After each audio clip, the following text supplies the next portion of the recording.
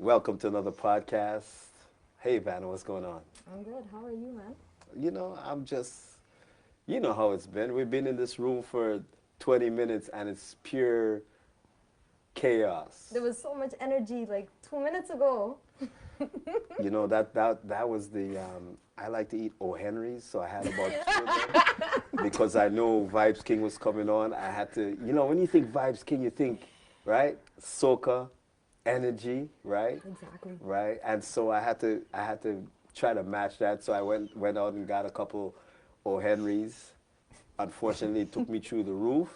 Then I had to think of Delo. Delo's like, he's got that Afro beat, that smooth vibe. So then I'm like, all right, you know what? Let me get into it soothed me out. So you know what? Nice. So here I am, and everything is good. Welcome to VybeKingz. VybeKingz. I'm never gonna get it right. I'm not even trying because it's all about the vibe. So, say it. Say it for me. Say it. VybeKingz. VybeKingz. Yeah. Yes. And I should know this because I bug this guy on a regular basis, on a daily basis even. And you know what? Welcome, VybeKingz. Should know this. I agree. Shame. You know what? But thank you. Since you're going to shame me right now, I'm going to take a minute and I'm going to go read what I'm supposed to read. So, community events, we've got Wednesday, October 16th, the Home and Community Safety, presented by Old East Neighborhood, right? So Old Northeast Neighborhood, actually. Old Northeast Neighborhood is presenting Home and Community Safety. Advanced registration is required, and to reserve your spot, you got to email 1nah.general@gmail.com, and we're going to have this information up at the end of the podcast. So this is what, if you want to learn a little bit about community safety, this is where it's going to be, right? And it's presented by the Old Northeast Community Association. Moving along to London Heritage Council, who's presenting a fundraiser on Thursday, October 17th at the Delta Armories Hotel. Tickets are $100. The London Heritage Council does raise money for all the projects that they're involved in. It's a worthwhile endeavor. So you know what? If you can, Delta Armories Hotel. That means you got to dress a little bit. You got to put on. If you're paying $100, you better make sure you're looking good, right? So that's on Thursday, and then we move to Saturday. My favorite. I've been announcing this for like the last 3 weeks. I can say it. I can say it off by heart. The only thing I cannot say is because the event actually moved. Dr. K's event, Naturopathy for All. It's on Saturday, October 19th, 7:30 to 11:30. Get your tickets. We're going to have to give you some more information because I don't have the updated information. It was supposed to be at Fleetway. She did change the venue, and we're going to have that up immediately after the podcast, right? So that's this Saturday. Then we come up to, this should have gone before because it's Friday night, October 18th, the London Kids Community Gospel Choir, right? They performed at Essence and Culture. It was great to see them. So they're doing their fall worship concert at the Talbot Street Church, 513 Talbot Street, London, Ontario, of course. Once again, that's the Talbot Street Church, 513 Talbot Street. The London Kids Community Gospel Choir. It's only $10, right? So great event, great event. Good music. If you've never heard them sing before, believe me, you're going to be in for a treat. Spend that $10. Go support them. This helps them in funding all the things they do during the year, right? And do we have anything more? No, we don't. No, we don't. So we get to the podcast. You know what? Let me hold up right there because they're whispering to me and say, Colin, you missed one. And you know what? I'm going to say it's my alter ego, Huggy B, that missed it, right? So Huggy missed the thing. So the last one I'm going to talk to you about is Educate the Children, October 26th, 5:30, doors open. Music supplied by, and I'm going to point people. I'm going to point. Yeah, music supplied by VybeKingz Say it for me. King. Just say King. You know what? King says it all. We're just going to stop right there. I was supposed to DJ the event. Unfortunately, you know what? They had to cancel me out in the middle of. They said, nope, you can't do it. And so they brought in the replacement. And I shouldn't even say the replacement. It's like, you know when you bring in the first team? Right. They brought in the first team. DJ Wickham is there, VybeKingz to represent and educate the children. It's been going on for the last 10 years, right? And what they do is, big shouts to, first of all, to Liz Akano. She's been building a school in Nigeria. So when we say educate the children, it's exactly that. Tickets are $80. It's a worthwhile event. Like I said, she's been building this school. And when I say she's building the school started from the dirt, right? So everything, right? Worthwhile cause, right? So that's Saturday, October 26th at St. Justin's Church. I forgot to mention that. It's St. Justin's Church. $80, Saturday, October 26th, 5:30 doors are open, and a lot of things. There's always a silent auction. There's raffles, all kinds of things to support the school. And then finally, when you reach that stage, DJ Wickham is taking it over, and I won't say anything else other than that. VybeKingz. Oh, I'm sorry, VybeKingz. Back at it in a room full of DJs. Room full of DJs. No. Ex-DJ, DJ. I just saw you like 2 weeks ago DJing. Thank you. In the summer at that event. Thank you. Yeah, you kill it. Let him know. Notes. And you see, because you said that, I'm going to be forced to actually bust myself right here on my podcast. I have two mixes. Two mixes, right? That I legitimately play at a lot of places, right? And then I just go through the motions. I'm going to say, and I want you to ask me the question, who are the mixes from? Go ahead, ask me that question. I'm assuming it's from. You see what I mean? That's easy. When you want something done right, you got to go to the best. You got to bring out VybeKingz. VybeKingz. So I'm gonna go out and say my mixes, and I see he's looking at me trying to give me like the evil eye. But I'm gonna ask him, did you not give me two mixes that I use on occasion more than once?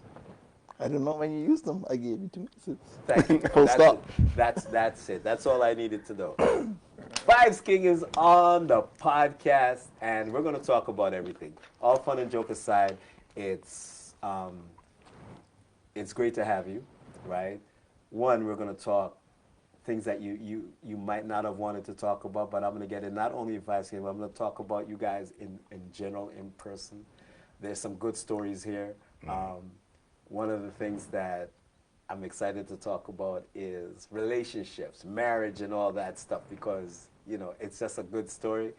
And, of course, your partnership with Delo. And you people know because you've been on, and Delo hasn't. So we're going to start right there with Delo. And Delo's just going to give us like a brief history. Wow. Yeah. Okay. Okay. I'm ready. I'm ready. You ready? I'm ready. You sure? I think so. You're wearing the big VK, right? So, right. Push it up. Get ready. Give me a little, give us a little bio, a little history. Tell us. Okay. Okay. My story is pretty long. I'll try and keep it short. But before I start, I want to say thank you for having us. Pleasure to be here. And big up yourself, because real talk, straight talk, you've been doing this for years, giving people a platform to just kind of like, you know, talk about different topics. So definitely appreciate that. And we're going to get into a topic or two tonight, Okay. because I got I'm you ready. guys here, right? Oh, and, you know, it's an opportunity, right? So get a little DJs, right? And, Yeah. and we have, like I said, you got the past, you got the present, and Vana's the future, because she's training with you guys. You But just yeah. call him the past? No, I said I'm the past. No. Come on. Wow. Wow.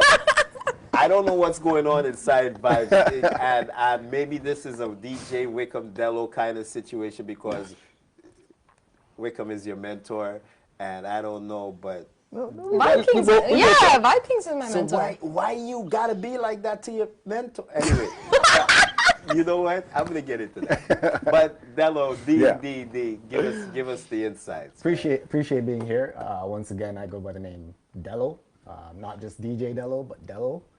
I've been a DJ for 15 years now. Been at it.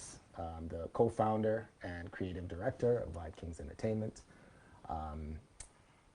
My story kind of started in the late 2000s, so 2008, 2009 is when I actually started DJing. I was doing like house parties and stuff, and it was like peak EDM time too.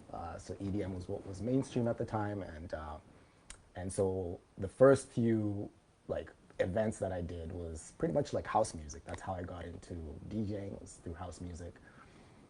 But then, you know, I got this calling to do something for the culture because that wasn't present here in the city of London.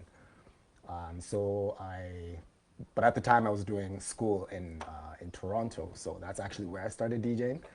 And then when I moved to London, I just wanted to do something more cultural. So I wanted to do more Afro beats and just kind of push the African music, put African music on the map.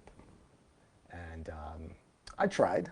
It wasn't, timing is everything. And we're gonna get into all that. The timing wasn't I'm not gonna say you did. You did what you were doing. So we'll talk a little bit more about that. But basically, I did all sorts of events. I did corporate events, weddings. I got flown out to different countries to do a few events out there, so that was good. And obviously nightclub events, radio shows, like just you name it. But then, I think it was around 2014, I was in a bit of a transition period, and I wanted to scale up. And at the time, I was looking for someone to partner with. So that was the only way that I felt I could scale. So luckily, there was a mutual friend of ours who heard me talk about that, and she said, hey, I actually know somebody who wants to be a DJ. So I went and met with DJ Wickham at Western, and it's like fate. It's like the rest is history. Honestly, we clicked from day one, and I'm not going to talk too much about that, but that's kind of where the journey is, and that's 2015 was when the journey of VybeKingz Entertainment started. Good. Yeah. But I'm going to take you back even further than that, right? Okay. Because when did you come to Canada? That's where I want to go. That's where I want to go. All right. I want to go because then we get to talk about then to now, right? Sure. But I want you to take me home. Tell people where your home is. Tell me what. Say less. Say less. So a lot of people don't know this, and every time I say it, they're like, "What?" I was actually born in Guelph, Ontario. So Okay. I was born in Canada. That was me today. And my family moved back to Kenya when I was about 2.5. So I hadn't really experienced Canada in a way that I remembered at the time. So moved back to Kenya, where my family's from. Pretty much went through primary school, or elementary school as you call it here, and a little bit of high school. And then when I was in basically grade 10, my family moved back to Canada, so that was in 2004. So since 2004, we were actually supposed to go to Alberta. That's where we were supposed to settle. But we had a family member who lives in London, Ontario, and it was like, oh, why don't you stop by Ontario, and then, on your way out, we can... But anyways, we ended up staying in London. More than a stopover. Yeah, it wasn't a stopover. We settled here. Went to high school. I completed my high school at Mother Teresa secondary school here. And then the journey of adulthood started. Went to Western for a little bit, then transferred to York University, and I've just been living between Toronto and London pretty much but now you're just settled here. Not for now. I don't know about settled, but I'm in London for now. Hold on. You mean VybeKingz, bro? You have to. It's a London product, right? So I'm gonna have to defend this London product right here, right? For sure. So that means you got to be here to be. This was the inception of VybeKingz Entertainment. I don't think we've ever really seen it as a, it only belongs in London. Yeah, this is the start, but it's not the stop. We are. Base, yeah. base. Got it. You can go anywhere from the base, but this is the base because I gotta make sure that London gets represented the right way, right? Yeah. And so I'm looking at VybeKingz as a London product. London-based product, right? Is. Once Yeah. again, It London-based. is, yeah. Yeah, you got that right. Right. Yeah. Brothers for life. Yep. 100%. Yep. What was it like meeting Delo? I want to hear from you. It was easy, to be honest. It was like we met at Western, and it felt like we knew each other from however long. And we actually found out that we met before, and we didn't even realize. Like, we found ourselves in the same picture on two opposite sides of the picture among a group of friends. Yeah. And we did not meet each other that night at all. But we met each other, and it was like 2-3 years before we actually. So you guys were at a party or at an event. Yeah. Took a picture. Up on Colin. A group. Up on Yeah. Carling, right? And it was a mutual friend's birthday party. Yeah. And there was a group of us. I was on one side, and him and his brother were on the other side, and we were both in that photo. That's crazy. Oh, that is That's that, fate. Yeah, that's a story, right? So he talked about, and when I say he, I'm sorry, Delo talked about he wanted to make a step up. I want you to explain that a little bit more. That why it was significant for you to take on somebody to step up. Because, and I'm going to ask this because there's so many people that think, yeah, I can do this by myself, or I can do, the individual DJ, right, is where it's at, right? Yeah. But then you decided, hey, you know what, I'm going to partner up to step up. Yeah. No, definitely. I think there's two things. I think one kind of held more weight than the other at the time, but then the other I came to realize much later. So I'll start with the one that held the most weight, and that was my initiative to push the African music and the African culture, because I had so many songs that I had from back home, and just like hanging out with people from from Africa, different countries in Africa, and we'd share music, and but at the time I was trying to get like gigs in different places, and whenever I would play at nightclubs and stuff, I would actually try and like throw in a little Afrobeats, but some of the promoters or the venue owners were like, no, like stop playing. And then and understandably, a lot of people weren't really down with Afrobeats at the time, but they were down with dancehall music. Dancehall was really, really big in London. Maybe it still is. So I needed to partner up with somebody from the Caribbean, so that whenever we do, an event, there's like dance hall, but then I can also throw in some Afrobeats, kind of like bring in the culture like that. So, and that's exactly what happened. But then later on, as we grew as a team, I realized that having or being a team, or having a team, or having a partner is really important in this industry, because you can't do everything yourself. And sometimes you think one way, but then your team kind of like gives you a different perspective. And so the only way you can grow out of yourself, because let's be honest, being in the entertainment industry, you can be in your own shell for years and years, but then you have like another DJ who's maybe older than you or younger than you, who kind of brings a different perspective, and then you're like, it's everything is fresh, you know what I mean? Like, so that's what happened. Like, we met, and he brought a fresh perspective. We're now getting other younger DJs who are gonna bring for more fresh perspective, so it keeps the brand evergreen, you know what I mean? So I can play like old music from, my old school is not his old school, is not her old school. But then, You know what I mean? So when you get to do certain events like that, when I say, oh, I want to do an old school event, to me, I'm thinking 90s and early 2000s. He's probably thinking early 2000s, 2010s, you know what I mean? Like, so you got to keep things ever fresh, and I think that's something I realized much later into our partnership. Yeah, sorry, that was a mouthful. That makes sense. It makes sense, and you know, real talk is about letting that person express and give us their side of the story, right? Vana, you are now part of the Vibe family. Yes, the Vibe family. The Vibe family, right? If there's one question you had to ask one of these guys, what would it be?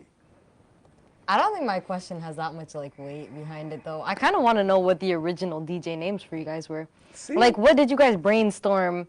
Because I know when I was thinking of DJ Lil B, I was like, do I just want like BEE or B, or do I want to be like DJ Maharaj? But I was like, no, no. Like, no. But like, did you guys have different names before you came up with DJ Wickham and DJ Delo? I mean, I feel that Delo might be the same, but no. And it's just because my DJ name is the simplest thing that you could ever do is make it your name. And my first name wasn't cutting it. I was not gonna make my DJ name my first name just because that is too typical. Like, I'm just too typical.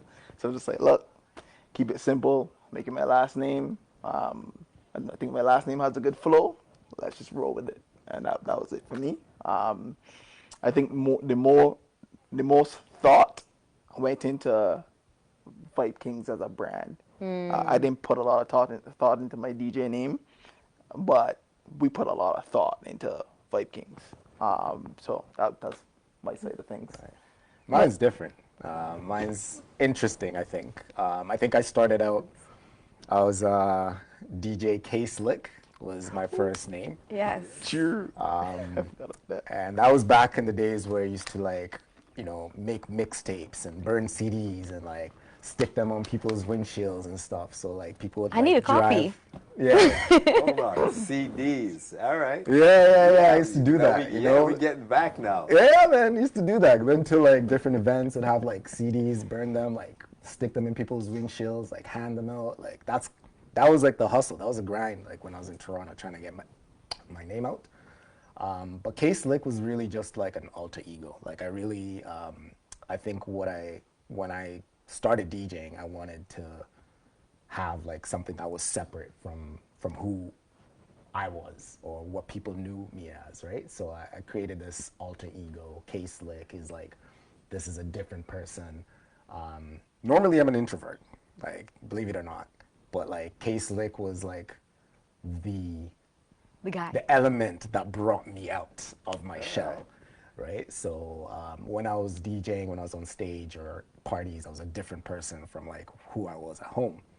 And I was that for years, and then it got to a point where I was like, I needed to merge both who I was and the alter ego. And so I changed my name to Delo, which is simple. Just call me Delo, it's easy, and yeah, that's where I'm at. Who came up with Vice? We both did. It was Who's the king and who's the vibe? That's where I want to know. This is inquiring minds want to know who's the king and who's the vibe. It's both of us are VybeKingz. Yeah.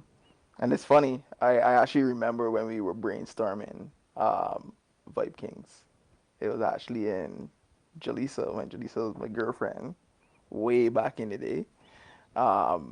We were at her bachelor apartment, sitting down after a radio show that we had, brainstorming names, and VybeKingz was not on the first list. I remember it. Like, it wasn't on the first list. We just knew that it had to be something that represents us, represents our culture, because we were trying to, the goal of VybeKingz was always to unite African and Caribbean communities. So we started off with a list that none VybeKingz was on that list, and we just didn't like any of the names that were on the list. We thought that we were almost there, and I think it actually was a conversation that Delo had with a friend that triggered the name. I believe that's what happened, and then he called me. I was just like, I think this is the one, and I was like, that is the one. Let's just go with It was it. just like that. Yeah, it was. Oh my God. So we had this list of names, and yeah. What was the worst basically- name? I can't remember. remember. I can't remember what that list was. We probably have a picture of it somewhere. But yeah. Send us the list so we can invite you on the podcast and talk about your choices. You know what? I'm just gonna jump in and say big shouts to Jaleesa. She is we just started getting some sponsorship on this stuff, right? And the truth is we actually do end up giving our gift package, except for these guys, because Crafted Crown. Big shouts to Crafted Crown. Like I said, new sponsors, so, you know, you can catch them on their social media, right? I should let you do the shout out to Jaleesa, because I only went there because you said you were sitting down in right? And so I got to send that shout out. Thank you, Jaleesa. I don't know. Shout out Crafted Crown 100%. Custom items, from tote bags to glassware to t-shirts, even our hoodies. All of our merch is brought to you by Crafted Crown. You can follow them on Instagram at shopcraftedcrown and visit her website, www.craftedcrown.com, and experience the vibe. That's it. Do you have that memorized? Yes, It sounded like, yeah. You know what I like about that? That's a good husband, and that's where we get into this relationship. Because he says, Jaleesa, and now you move from in the apartment as what girlfriend way back when, being married. How long you been married? It's 4 years now. Five next year in June. I need you to take me that, because I just love your guys' story, right? If you ever see these two together, you know, you can just know that they were supposed to get married, right? It's a great role model kind of story, right? Even though, you know, he's got world domination with this VybeKingz stuff, right? But anyway, where'd you meet Jaleesa? At Western, actually. All right. Same place I met Delo. So all your connections. What were you, and I know we talked about this on the podcast before, what were you taking at Western? Structural engineering. And so you are I'm a full-time structural engineer. and Jaleesa's is, because I remember she went to, She did sociology. yeah, And then she went to Fanshawe to do ECE. yeah, and which she went to Brescia, was it Brescia or King's? She went to King's. King's, yes, because I Went to saw Brescia. her on the King's one year, the King's, I call it the King's Honor Roll for lack of better words, yes, and they Yeah. had her, and I was like, yeah, okay, love to see, you know, education achievement, education achievement, love it, and then we got, of course, you were at Western too, and York. Yeah. Okay, Yeah. what'd you take at Western? My first year I did nursing. Actually, first and second year I did nursing. And And then halfway through my second year, I decided this ain't for me. So I tried to switch programs within Western to kinesiology. Okay. But then the acceptance grade was like a little higher than I got. So York accepted me there. So I transferred to York. I did kinesiology and psychology. Ended up leaning more towards psych. And then I came back to London and I did interactive media design at Fanshawe. And then from there, I did business marketing at Fanshawe as well. All right, so from nursing to kinesiology, right? I had no idea what I wanted to do. Let me just be honest. I hear you, I hear you. You know what I mean? Like, Most people at that age. yeah. Like, to go into university at that age, I don't even know what I want to do. I got a degree and I don't even want to use it. Man, why is it, except for Wickham, we all have that story? Because I went and did accounting. I have never. You did accounting? I did accounting. I've never Wow. even. Accountant. Use that? No. True story. This is because my brother was an accountant, and I idolized my brother, right? So I was like, yep, I'm going to be an accountant. Yeah. And imagine DJing at night and trying to do it, and no, I got the grades, right? And never looked at it ever. No. Ever. It's not as fun as what you were doing. Not even. I just, you know what? I don't have that kind of attention span, right? And that's where I did it, like I said, just because my brother did it and got it, and he, he, great guy and all that. But I realized like my attention span to sit down, and remember this is back in the day. It's not computerized, and even though it's still sitting down, and you got ledgers, so you got, general journals, sales, right? So everything is handwritten, right? And sound, lighting, DJ, handwriting. Camera, lights, action. Yeah, Colin. so, Yeah. so that's where it went for me, and that was my education. I got it, and I never looked back. It scarred me in school. I never looked back at school since. Thankfully, I read, so I always love reading, right? So even though I said to school, I still read a lot and stuff, but then I encourage my kids to make sure they go to school. And now he's gonna look at you like, this man didn't use his degree. No. I'm joking. He can look at me like that. Thankfully, I got his older sister got a big bad degree, so when he goes to look at me, I say, go look at your sister. Yeah. Because she's utilizing hers, right? So he's got role models, right? Not me.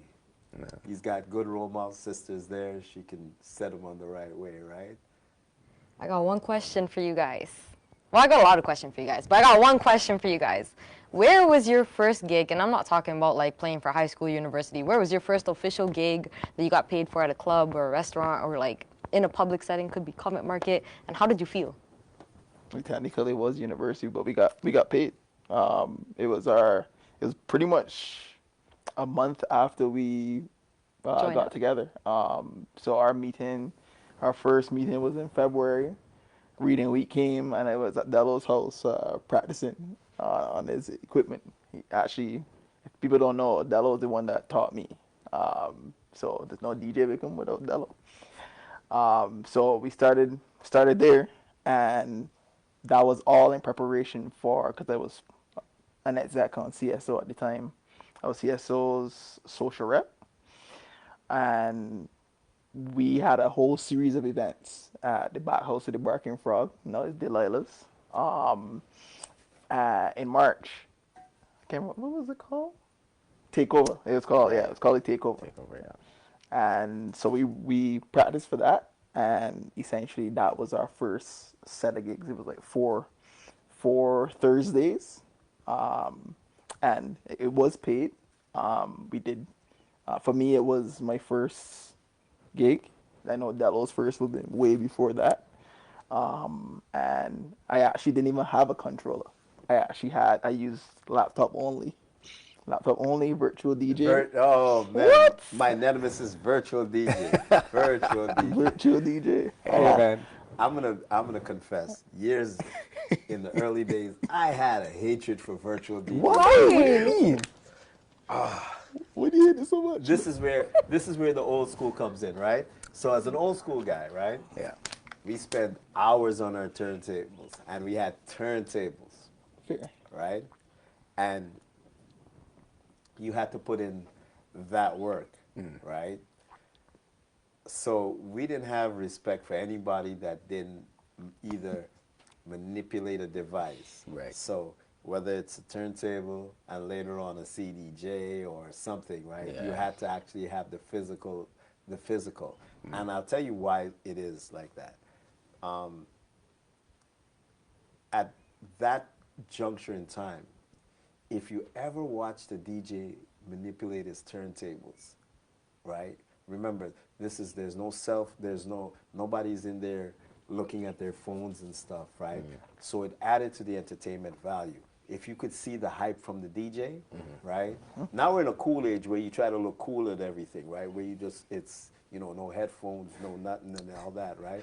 But back then, once again, I'm going to get into, and this is a little bit of science here, it's people looking at you, right? Because they're not distracted, right? So it's different. So now, every movement you make, if you're a good DJ and you understand the science of the room, and you know people are looking at you, you're trying to create excitement, right? You can do that with your mic, if you got mic skills. You also can do that by being the light of the room, right? Smiling, making that energy, moving up and down, moving around a little bit, right? And people follow that vibe. Feed off that, I've been in rooms where it hasn't been packed, and all I got now is either I'm gonna talk my way through this stuff, and sometimes I'm like, you know what? They might get tired of me talking because once again, there's not enough people. So I'm gonna utilize what I know best, which is like, I'm gonna move my head, I'm gonna move around. They're gonna see my hands. I'm showing a little scratch, and people can see you. Because on turntables, there's no. If you look at it, where turntables are set up, you definitely going to see the DJ's hands most times, right? There's not, right? So you see, you watch, and it gives you a vibe. So transition's coming. First of all, it was like I said, virtual DJ comes in, and there's a switch, and as an older DJ, you're like, no. Yeah. Right? Yeah. No. Because it wasn't just a virtual DJ, it was a laptop DJ. Yeah. Right? Now, if you ever watch a laptop DJ, especially when they first came in, their head is straight down in that laptop. Yeah. Right? Because all your controls are now. So now you've taken some energy out of the room because you can't pick your head up because you have to be majority in your laptop, because if your laptop is also the controller, that's it. Right? So now you probably have to practice extra hard, and a lot of DJs didn't put in that extra hard to understand that they got to now pick their head up. They got to pick their head up. They can't just look at the laptop. They got to pick their head up. Yeah. Right? So to me, virtual DJ, it wasn't necessarily that I hated the technology, but it's how it was utilized, right? And it wasn't virtual DJ, it was also the laptop phase came in, dropped the price of DJing too, right? Because so many DJs came in and thought so many people picked up DJing, right? Because now they didn't have to buy records, they didn't have to buy CDs, they didn't have to put in that extra time that goes in, right? And everybody thought you could stay in your bedroom and think you're a DJ, right? And that's where. So whereas I can explain where my my aggravation, if you want to call it that, came from, because they weren't putting in that kind of work to understand. And if you're in clubs like in London, Ontario, they're like, yep, $100, $75. Got it. Right? Yeah. Because there's 4 laptop DJs where you came out of, right? Yeah. And none of them understood being a DJ in terms of, I'm really here to do this. Yeah, I'm gonna go in, I'm gonna play songs because I've been downloading this, and I've been doing blah blah blah and this and that, and I'm a DJ now because I've been in my room. But right, the work, and that's where I went in the early days. The Yeah. work. Yeah. Why specifically virtual DJ? Yeah. Right. All right. That's kind of where I got into DJing, was that transition between records to CDs. So that's when CDJs kind of came out. Yeah. And But CDJs still had the hand movements, yeah, right? but then This was a motor. yeah, so you use the MP3 CDs, and then at some point, now when virtual DJ came out, you had these time-coded CDs that pretty much act as the Serato, you know what I mean? Scratch Live or whatever. Scratch Live. Yeah. Yeah, that was for, Yeah. But like I said, a lot of guys went virtual DJ and didn't have Equipment. Yeah. Didn't have, so they were literally on their laptop. Yeah. Right? Yeah, Scratch Live. There's something nostalgic about DJs from back in the day, bringing in crates of the records and stuff. I'm not, obviously you're older than me, so you experienced that a lot more than I did. What do you mean? But you know what I mean? In the industry, you've done it. Yeah, get for that long, right. and I don't want people to think that, But there's I'm the something oldest about that. guys. I know now it doesn't make sense. Everything can fit in a bag and you just walk in. But back in the day, you even had to bring an extra person who's gonna be handing you yo, play this next or whatever, that kind of stuff. And it was for me anyway. I don't remember it vividly, but I know there was a time when that was the art of DJing was how you select a record. You know what I mean? So. And I'll tell you, I remember and this is when I'm really on my DJ. I would come into a room and literally play out the room the whole night, right? I played out in sections, right? Part of that was because we weren't playing with 10 DJs or 6 DJs, right? It might have been 2, 3 tops, right? So you actually get to plan out your room, how you take them, where you take them, and all that, right? And here's the thing, you knew your records. You knew your records inside out. You had your filing system in your head. You put them. So I would actually pull out like 30 records. Boom, boom, boom. Pull them out. Put them on a stack because I know what I know where I'm taking. I know where I'm taking this party from thing. And I would boop, pull it in, put it on, boom, get it on, put it in the sleeve. But I'd actually have my records and know. Or actually, if you have a record box, you pull the records out so the record is facing this way in the box. You just pull it out of the sleeve. That's so cool. Right. Yeah. So that's how you do it. You brought your records down. Got your record box. It's usually like a milk carton, either the milk cases or the rectangular ones, right? So then you pull up your records and you put it so that it's sitting on the mouth of the. On the mouth of the right, and you can do that, right, and it actually fits because the sunken part will actually fit nicely, so they won't fall out. So you can put 30, 40 at a time. You can actually pull them up, and you know where you're going. Boom, boom, boom. You pull it out, you go. That's if you didn't have a partner. Right. If you didn't have someone to. And I played with both. I had times when I was playing by myself, and then I had a partner at one point. Big shouts to DJ Flexus because that was my guy. That's when it got easy because then I just let him, you know what I mean? So, but that was the system. We came in, pull it out, and there, right? And all that, there was, like I said, for that time, there was a certain hype about it, right? I remember going into places and people get hyped just to see you coming in with your records. Right? And it's different because here's now technology's coming in. Everybody's busy on their phones, right, and all that stuff, so they're not paying attention to you. Now it's the less you can walk in, you walk in with your bag, you're looking good, and that's, you know what I mean? But not even that. Like, I feel like people nowadays want you to play what they want to hear. Like, I imagine those days when you had records, like, how do you handle requests? If you don't have the song, if you don't have the record, you don't have it. But now I feel like people are like, oh, you must have this song, because The internet. Okay. So here's the difference, right? And she said it right. Vana said it right. Internet. So in my early days, right, the only times you heard music was when we played it. Right.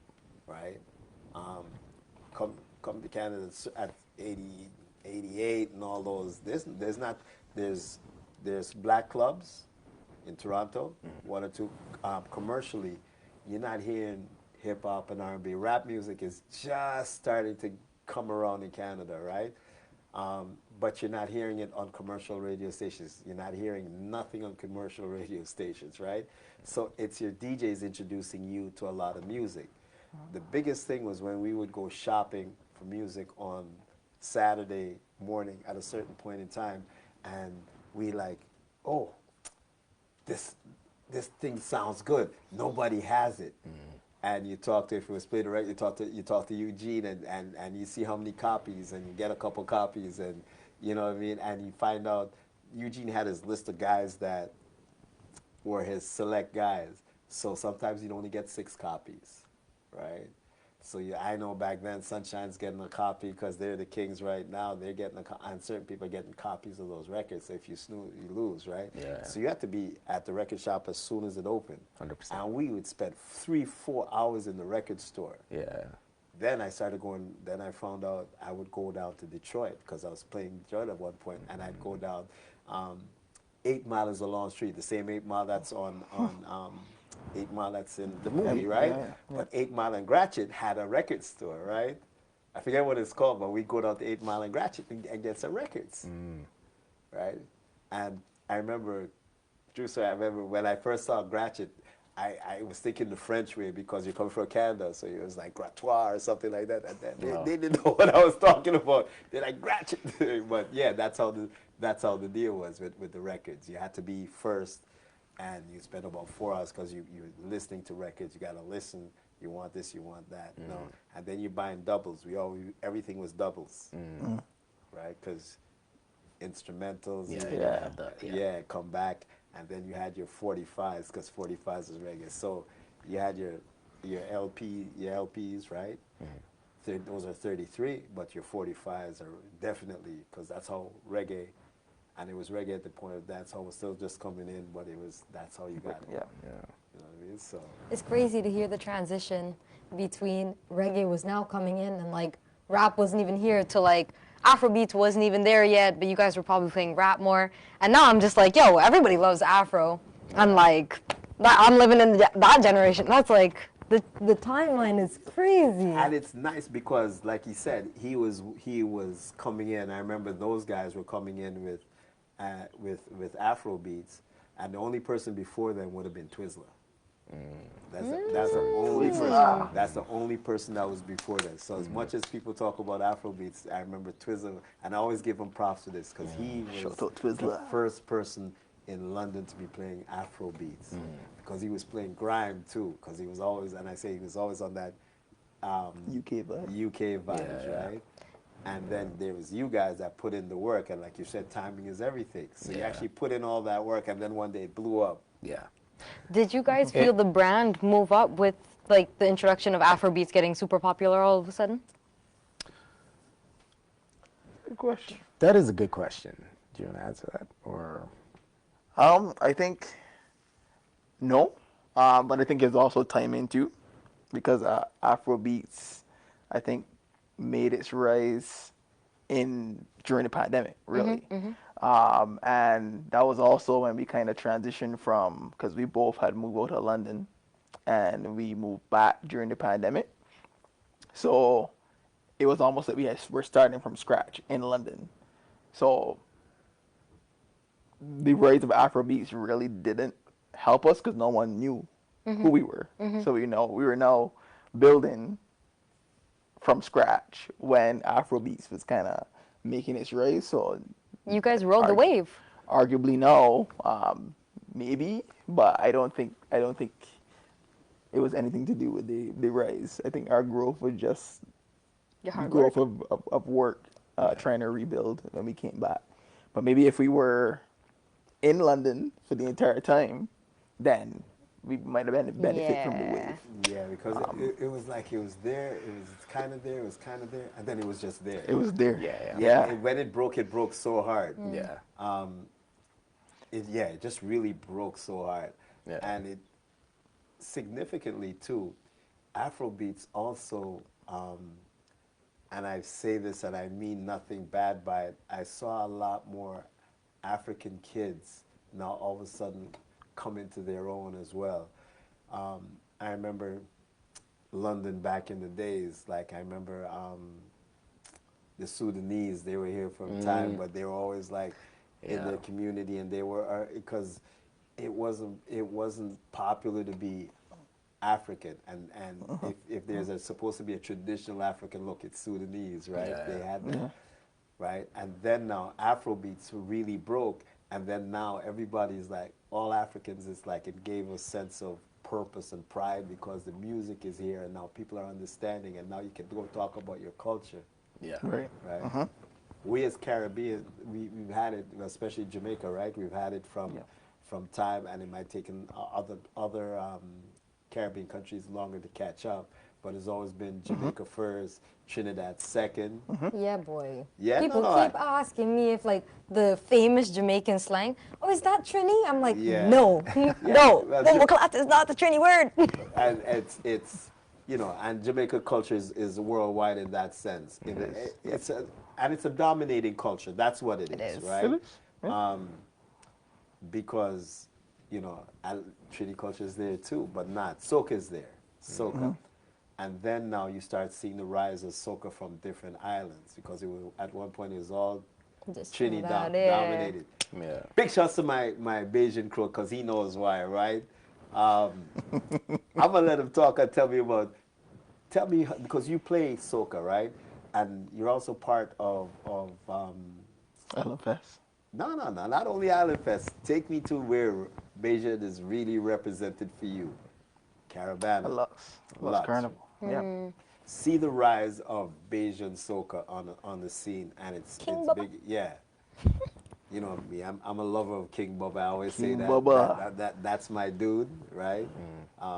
got to see him in Turks and Caicos, and that's a different story, but that was nice. But also seeing Grenada as well too, right? But Bajan is Bajan. Would you say after Trinidad is Barbados? Not right now. Who's after Trinidad right now? Actually, well, sorry. Okay, so in London, Ontario. Not London, just overall. Overall? Yeah. If you had to say Trinidad, soca, Trinidad. Overall, like right now, it's probably Grenada will be like next. Really? Grenada and St. Vincent. Grenada blew up too. Wait, name an artist from there. I don't even know. Grenada Mr. Killer. Yeah. Yeah. Big shouts to my Soul Vibes family because I got a chance to meet Mr. Killer years ago. I actually set up for him. What the fuck, yeah? Once again, big shouts to Soul. Phenomenal performer. Oh, phenomenal performer. Crazy. This man could dance. If you've never seen a soca artist perform, right? Mr. Killer will. Yeah. Kill it. Yes. Yeah, like 100%. Like this year, it's been a defining year for soca. Dominica has blown up this year. Like, bouillon is the genre. Is it hard? That's Sorry. No, Is it hard okay. keeping up with music? Like, up to date with, like, okay, Grenada, they just released this music. Like, Barbados just released this music. Let me download all this. Is it hard keeping up with the latest? it's hard keeping up with music in general. Yes. I mean, and it depends. As open, like, I'm an open format DJ. I consider myself an open format DJ. So I'm downloading from all different genres. And that's why it's hard, because we're in a world where there's too much music. Well, not, yeah, I'll be honest, there's too much music being released at one instant. Every single day, there's tons of tracks being released. So now your job becomes, how do I find the songs that people would want to dance to amongst all of these songs? So now the DJ's job is listen to as much music as possible, because it's too much and I need to find the good ones. I mean, there's charts and all this stuff. But it is difficult. But I think Delo and I come to an acceptance that we can't keep up.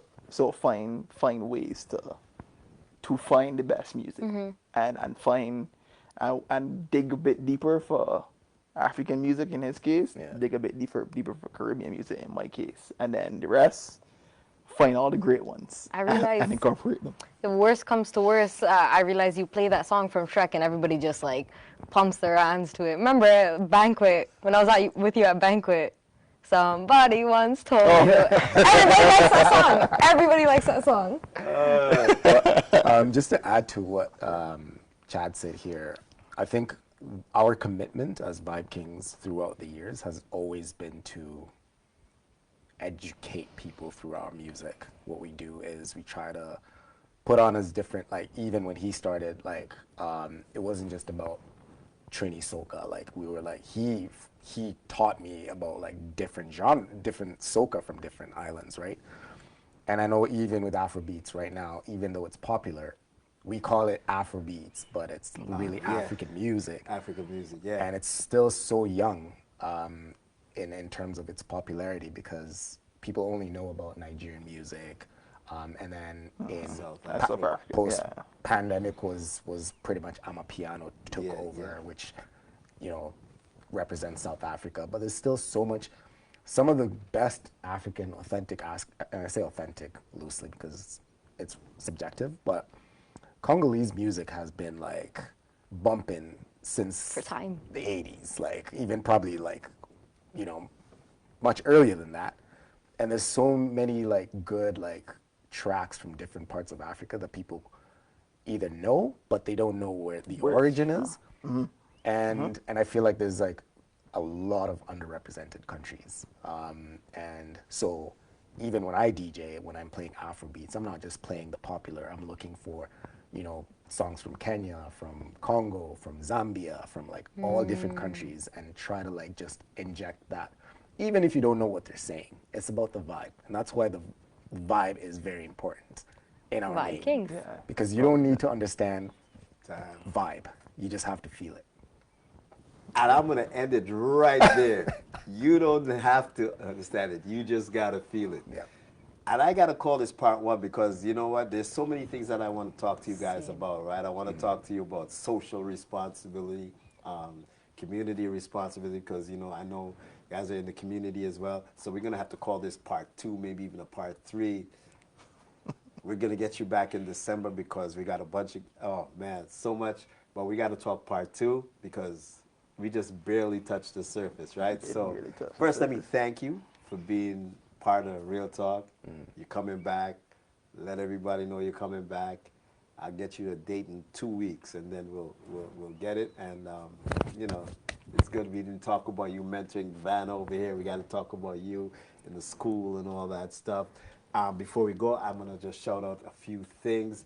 Of course, big shouts to Crafted Crown, Jaleesa and Company, one of our new sponsors. You're gonna see us. You're gonna start seeing their logos on our stuff. You're gonna start seeing some stuff by them. We got a few more. We got 2 more actually, but I'll break those. Start breaking those off next week. Our sponsors are real. We want it small and tight. We're not trying to get 20 sponsors. Everybody is it's like a family vibe. So once again, big shouts to Jaleesa and Crafted Crown. Do remember that this I'm going to start with the 26th. I'm going to go backwards because I almost forgot. Educate the Children has their at St. Justin's Church, St. Justin's Parish Church. Educate the Children. Big support for the charity, right? Like I said, they're building a school in Nigeria. Tickets are $80. Doors open at 5:30, right? Then, of course, coming back to Dr. K and Naturopathy for All. We will have to put up the flyer because the actual location changed. It's this Saturday coming up, which is October 19th. I think it's 7 to 11:30, something like that. You'll see the flyer. Everything else, you'll see the flyer. Is that the banquet? Let's see. See, here we go. Here's the update. It's at the banquet. Yeah. The banquet. And the banquet is location. For those of you that live in London, it was formerly Lone Star. Correct. The banquet this Saturday. Dr. K. You It's know. DJ Femak is the Yeah. DJ. Is it part of your crew too, or is? Oh, No. okay. Just checking. You know, I got to check these things out, right? Thank you to everybody for being part. Can we do a shameless plug?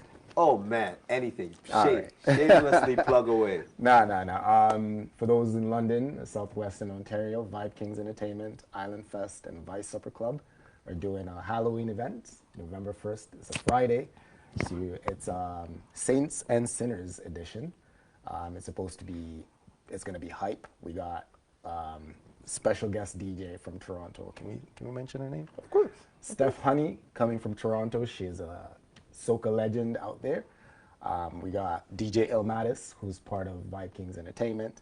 Of course, we got DJ Wickham and myself, and we also got a special guest.